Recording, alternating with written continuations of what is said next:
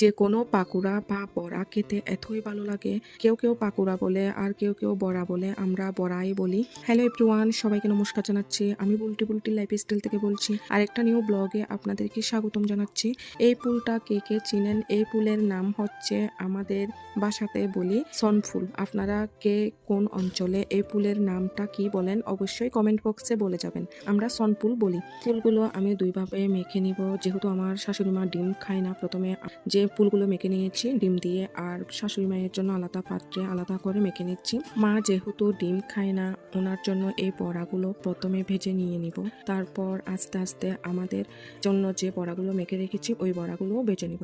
আসলে এই সন ফুলগুলো ভর্তা ভাজি করে খাওয়া যায়, এতই মজার। এমনিতেও মুখে খাওয়া যাবে সস দিয়ে, খুব টেস্টি হয়। বাচ্চারা এখানে আমি ভাজার পরে পরে একটা একটা করে নিয়ে নিয়ে খাচ্ছে, ওরা কি যে খুশি হয়। মাঝে মাঝে এইরকম নানান রকম বড়া ভাজি করে নিই, বাচ্চারা যেহেতু পছন্দ করে তার জন্য। আপনাদেরও কি এরকম হয়?